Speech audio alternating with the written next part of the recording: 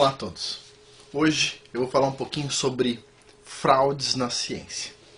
Bom, eu como um cientista de verdade, durante um bom tempo eu não acreditei que existissem fraudes na ciência.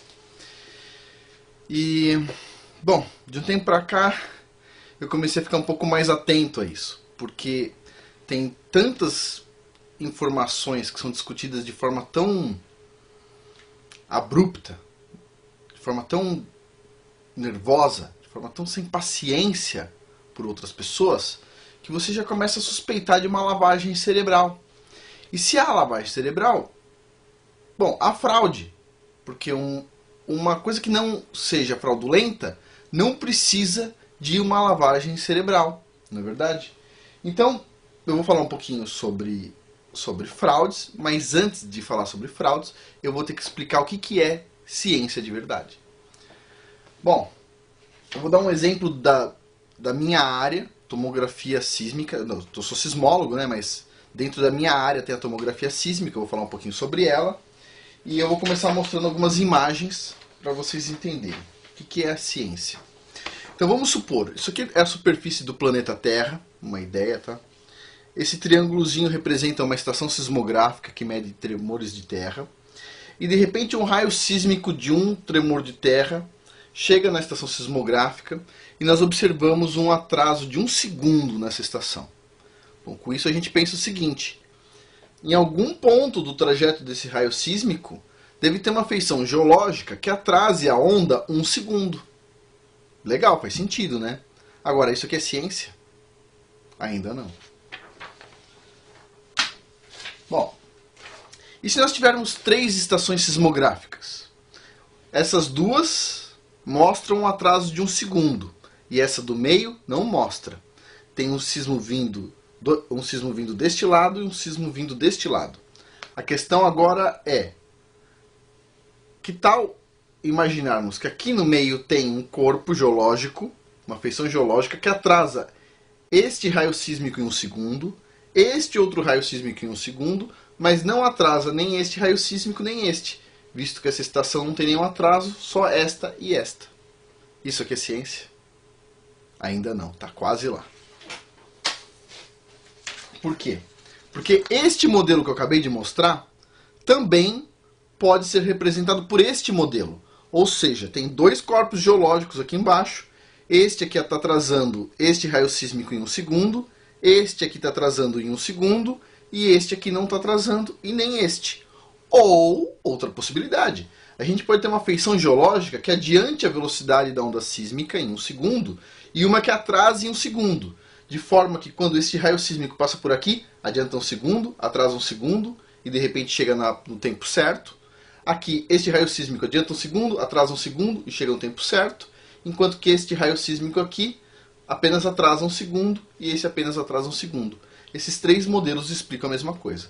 E aqui tem um quarto modelo com uma feição geológica maior, uma geometria diferente. Então a questão é, tem ambiguidade aí. E como é que a gente resolve isso? Eu vou mostrar um caso real.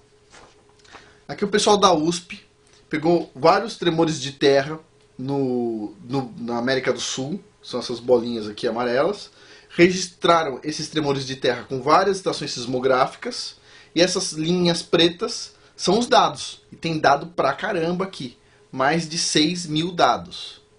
Bom, com isto aqui, o pessoal fez uma tomografia sísmica da América do Sul.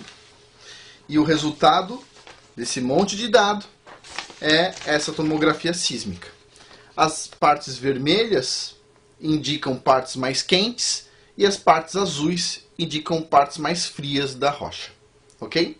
Agora a pergunta: este dado aqui é real? Dá para acreditar ou não? Pergunta interessante. Então, o pessoal que fez esse modelo resolveu fazer um teste de performance. Ou seja, colocaram um modelo xadrez, um modelo sintético, geraram os dados sintéticos com base no modelo sintético de xadrez e fizeram a conta de novo. E o resultado foi este aqui. Ou seja, eles geraram este modelo e eles queriam ver este modelo, mas viram isto. Isso indica que esta parte aqui, ó, no meio, onde dá para ver o jogo de xadrez, tá vendo? direitinho, tá muito bom, o modelo está muito bom e é confiável. Nesta parte onde não dá para ver o jogo de xadrez, está amarelo, o modelo não é tão confiável. Isso é ciência de verdade. Nós sabemos, os dados são reais, nós sabemos a resolução, precisão, amostragem, tudo do equipamento, eles colocam nos artigos. Nós sabemos quais são os dados, quais são os sismos utilizados, nós sabemos tudo isso. Qualquer um pode reproduzir o mesmo dado. E, além disso aqui, o pessoal ainda faz testes estatísticos para ver se aquele modelo é razoável. Por exemplo, eu vou contar um caso de um artigo meu, que não foi publicado ainda. Eu fiz uma associação entre chuva e tremores de terra. Então, quando chove muito, 2 ou 3 meses depois, começa a dar mais tremores de terra. Então, tem uma associação. Só que isso é uma coisa da minha mente. Eu estou olhando lá, mas ninguém precisa acreditar. Não é porque eu mostrei este gráfico e o outro gráfico casando direitinho que alguém precisa acreditar. Então, eu aplico o método estatístico e o método estatístico diz o seguinte: tem 83% de chance da sua hipótese estar correta. Oh, é bom, 83% é bom. E tem 17% de chance de ela estar incorreta. Ou seja, tem espaço para discussão. É uma hipótese. Mas a ciência, ela nunca é infalível.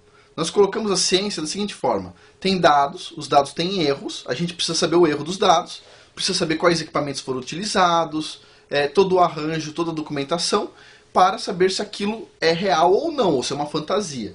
Então, para falar um pouco sobre a diferença entre ciência de verdade e farsa, eu vou falar o que é uma ciência, o que é a ciência de verdade, como ela é feita. Item número 1, a documentação do experimento ou da teoria deve ser detalhada. Os dados devem ser detalhados na documentação e todos os experimentos, incluindo os equipamentos utilizados. Marca, precisão, resolução, tudo. Tudo tem que ser documentado.